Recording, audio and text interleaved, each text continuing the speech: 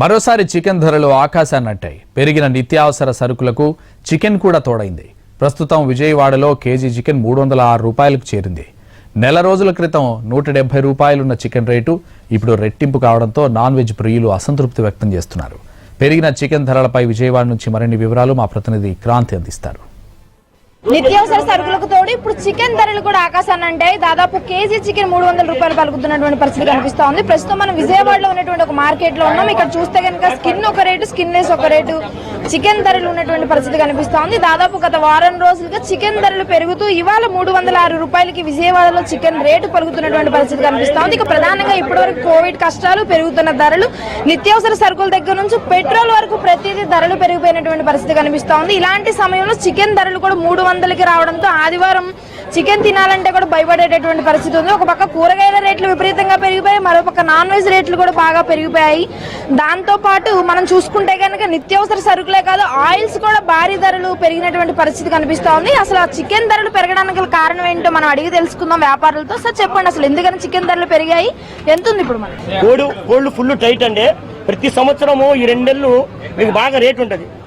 పండగలు అయ్యి అంటారు కానీ టైట్ అయిపోయింది, సరుకు పిల్ల పెంచలేరు, దాని గురించి రేటు పెరిగిద్దండి ప్రతి సంవత్సరం.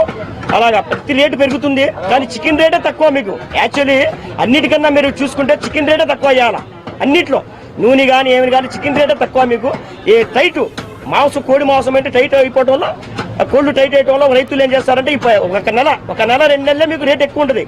ఆ తర్వాత ఎప్పుడు మీకు 200, 220, 180, మొన్న నెల ముందు మీకు 180, నెల ముందు పెరిగి కూడా నెలే మీకు ఇంకో 10 రోజులు ఉంటే తగ్గిపోయిద్దాం రేటు.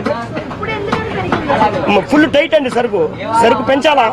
ఎండాకాలం వచ్చేటప్పుడు సరుకు పెంచడానికి ఏసీలు బాగా వాడతారు. వాడేటప్పటికి ఏమైందంటే రైతులకు నష్టం వస్తుంది బాగా. తర్వాత ఎండాల పిల్ల దించగానే పిల్ల చచ్చిపోయింది. ఆ మెయింటెనెన్స్ చేయాలి కదండి.